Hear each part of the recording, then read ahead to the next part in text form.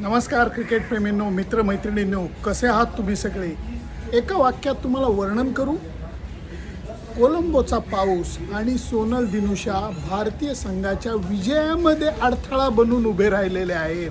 कारण चौथ्या दिवशीच्या खेळाचं वर्णन करत असताना संथ होत जाणारी खेळपट्टी भारतीय गोलंदाजांसमोर असंख्य आव्हान निर्माण करून गेली. त्याच्यातनं सुद्धा मार्ग काढून विजयाकडे प्रवास भारतीय संघ करतो आहे. त्याच्याबद्दलच मी तुमच्याशी बोलणार आहे. गोलंदाजीबद्दल बोलणार आहे, अडचणी काय येत आहेत त्याच्याबद्दल बोलणार आहे, नो बॉल्सबद्दल बोलणार आहे आणि सोनल दिनुशा आणि पसिंधू सूर्यबंधारा यांच्या फलंदाजीबद्दलसुद्धा बोलणार आहे. त्यामुळे अजिबात कुठेही जाऊ नका, बघत राहा तुमचा आवडता कार्यक्रम सुनंदन लेले क्रिकेट अँड बियॉन्ड. इतके कसोटी सामने पाहिले, परंतु दोनच देश असे, एक दक्षिण आफ्रिकेचं न्यूलंड्स ग्राउंड आणि दुसरं म्हणजे श्रीलंकेतली काही मैदानं, खास करून कोलंबोची मैदानं. 5 दिवसाच्या कसोटी सामन्यामध्ये पहिल्या 3 दिवसावरती फलंदाजांचं राज्य असतं, शेवटच्या 2 दिवसांवरती गोलंदाजांचं राज्य असतं, असं आपल्याला आत्तापर्यंत बघायला मिळालेलं आहे. न्यूलंड जे केपटाऊनचं ग्राउंड आहे तिथं शेवटची 2 दिवस बॅटिंगला बरी होत गेलेली मी पाहिलेलं आहे. सचिनची 51 शतक तिथं झालेलं होतं. त्या सामन्याचा तुम्ही बघा, जॅक कॅलिसनी शेवटच्या दिवशी आपल्याला चोपून काढलं होतं आणि आपण काही करू शकलो नव्हतो. या मैदानावरती सुद्धा गेल्या सामन्यामध्ये सुद्धा तिसऱ्या दिवशी जेवढ्या गोलंदाजांना मदत मिळत होती तेवढी चौथ्या दिवशी मिळालेली नाही आहे, असं मला वर्णन करावंसं वाटतं. कारण झाल्या 2 गोष्टी. एक म्हणजे जेव्हा पाऊस पडतो आणि ही आच्छादनं अंथरली जातात त्यावेळेला खेळपट्टी हवामानामुळे, कारण प्रचंड ऊन लागलेलं नसल्यामुळे, ढगाळ हवामान असल्यामुळे आणि त्याच्याचबरोबर साधारणपणे एअर कंडिशनिंगसारखी अवस्था होते काय, हा माझा मुद्दा आहे. कारण कव्हर्स टाकली गेलेली, त्याच्यावरती पाणी आहे आणि खाली खेळपट्टी आहे. त्यामुळे हा थंडावा जो आहे तो खालच्या खेळपट्टीला चांगलं करून जातो का, हा माझ्या मनात पडलेला प्रश्न आहे. कुणी याच्यातलं जर का तरबेज असलं तर त्यांनीसुद्धा प्रकाश टाकावा. त्यामुळे झालं काय, खेळपट्टी पूर्णपणे कोरडी झाली नाही, संथ होत गेली. बॉल वळतोय परंतु संथ होत जातोय. साईराज भोवतेलेने पत्रकार परिषदेमध्ये आणि नंतरसुद्धा बोलताना मला छान पॉईंट सांगितला. तो म्हणला, सुनंदन होतं काय की एकीकडे खेळपट्टी स्लो होत चालली आहे, त्याच्याबरोबर कुकापुरा चेंडूसुद्धा मऊ होत जातो. आउटफील्डवरती जर का पाण्याचे थोडेसे अंश असला तर त्यांनी जी सीम असते, शिवण असते, तीसुद्धा सॉफ्ट होत जाते. मग गोलंदाजाला वाटतं बॉल आपला निघत नाही आहे, टप्पा पडून निघत नाही आहे, म्हणून तो स्पीड वाढवतो आणि मग बॉल बॅटिंग यायला लागतो. अशा खिंडीमध्ये स्पिन बॉलर्स सापडतात आणि मग गडबड होते. हे म्हणत असताना पहिल्यांदा मी सूर्यबंधाराच्या 2 हुकलेल्या शतकांबद्दल बोलू इच्छितो. दोन्ही इनिंगमध्ये त्याने 80 आणि 92चा, पहिल्या इनिंगला 80, दुसऱ्या इनिंगला 92ची खेळी केली. अप्रतिम बॅटिंग केली, अप्रतिम. कारण गेल्या सामन्यामध्ये दिनेश चंडीमलच्या जागी त्याला संधी मिळालेली होती. उडारा जो ओपनिंग बॅट्समन आहे किंवा दुसरा म्हणजे मिशारा, ह्यांनी संधीचं सोनं केलं नाही जेवढं सूर्यबंधारांनी केलं आहे असं मला वाटतं. आणि त्यांनी आज केलेली बॅटिंग ही वेगळ्या लेव्हलची बॅटिंग होती, तब्येतीत बॅटिंग केलेली होती. आणि त्याच्याचबरोबर सोनल दिनुशा हा अक्षरशः कबाब में हंडी, जे कालपासून मी म्हणतोय, ती गळ्यात अडकलेल्या हाडकासारखी झाली. आउटस्टँडिंग बॅटिंग तो करतोय. पहिल्या इनिंगमध्ये सुद्धा त्यांनी जे शतक केलं, शतक करत असताना ज्या पद्धतीने बॅटिंग केली आणि शतक करताना मारलेला त्याचा पुलचा शॉट मी विसरू शकत नाही. साईराज भोवतेलेनी सुद्धा त्याचं मन मोकळेपणाने कौतुक केलं आहे त्याच्या बॅटिंगचं आणि त्याच्या बॅटिंगला क्लास होता असं त्याचं म्हणणं होतं आणि हे आपल्याला बघायला मिळालं. त्यामुळे झालं काय की जरी भारतीय गोलंदाजांना थोडं यश मिळत होतं तरी पूर्ण आणि पटकन यश मिळत नव्हतं. थांबायला लागत होतं, कष्ट करायला लागत होते, ऑल आऊट करायला धडपडायला लागत होतं आणि समोरचे संघातल्या पार्टनरशिप या संघाला त्रास देऊन जात होत्या. याच्यामध्ये मानव सुतारचं कौतुक करायला लागेल, कारण मानव सुतारनी आज केलेल्या बॉलिंगमध्ये संयमसुद्धा होता. आणि मी असं म्हणेन, बापरे, पाऊस चांगला जोरात आला आहे, मला थोडंसं हलायला लागेल.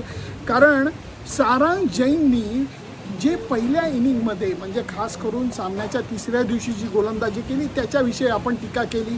खूप जणांना हे कळलं नाही. मी त्याला एकदम बेकार बोलन म्हणत नाही आहे, कारण पहिला कसोटी सामना तो खेळतोय, थोडेसे नर्व्ज असतात, थोडेसे पोटात फुलपाखरं नाचत असतात, या गोष्टीची मला कल्पना आहे. पण त्याच्यामुळे त्याच्या गोलंदाजीत तिसऱ्या दिवशी छाप पडली नाही, हा मुद्दा होता जो तुम्हाला नाकारता येणार नाही. परंतु तो बदल मात्र त्यांनी चौथ्या दिवशी केलेला दिसला, जरा तो रिलॅक्स दिसला आणि संघाने सुद्धा त्याला पाठबळ दिलं. कारण पहिल्यांदा चौथ्या दिवशीचा खेळ चालू झाल्यानंतर सारंग जैनच्या हाती बॉल देण्यात आला आणि त्यांनी पहिल्यांदा लाहिरू कुमार आणि नंतर शतकवीर सोनलला आऊट काढलं आणि डाव संपवला. जेमतेम 200ची आघाडी, 200च्या पुढची आघाडी मिळाली.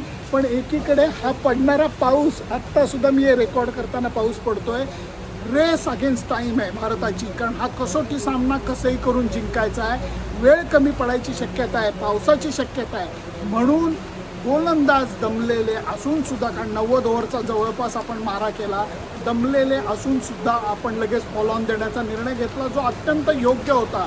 आणि तो फॉलो ऑनचा निर्णय झाल्यानंतर परत एकदा श्रीलंकेचे सलामीचे फलंदाज लवकर बाद करण्यामध्ये आपल्याला यश आलेलं होतं. एक सिराजने आऊट काढलं उडाराला, दुसरा अत्यंत प्रॉमिसिंग वाटणारा आक्रमक जो आहे मिशारा, त्यालाही आऊट काढण्यात यश आलेलं होतं. पण त्याच्यानंतर कमिंडू मेंडिस आणि सूर्या बंदारांनी केलेली भागीदारी, केलेली बॅटिंग ही लाजवाब होती. तब्येतीत बॅटिंग केली, बॉलर्सनं डोक्यावर बसून दिलं नाही, पुढे सरकावून हवेत फटके मारताना सुद्धा ते घाबरलेले नाही आहेत. आणि त्यांनी केलेल्या बॅटिंगनी भारतीय संघाला प्रचंड घाम गाळायला लागलेला आहे.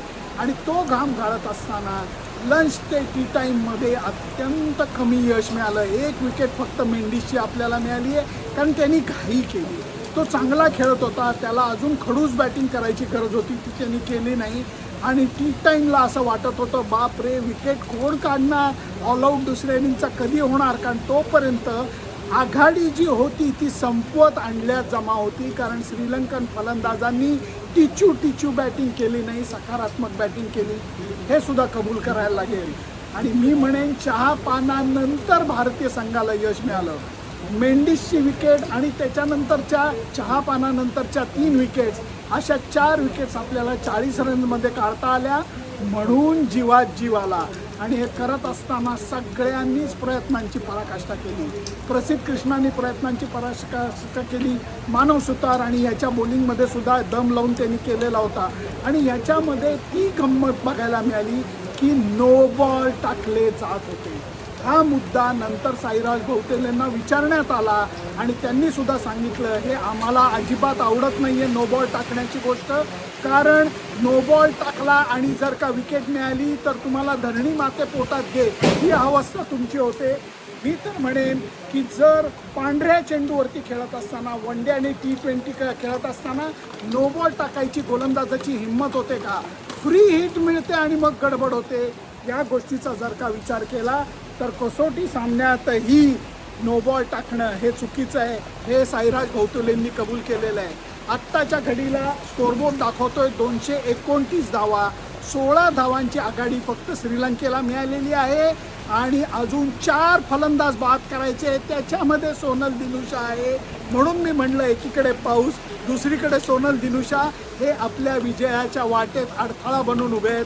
पण मला खात्री आहे सामन्याच्या शेवटच्या दिवशी भारतीय संघ अडथळा दूर करतील आणि विजयाचं ध्येय हे हाती घेतील.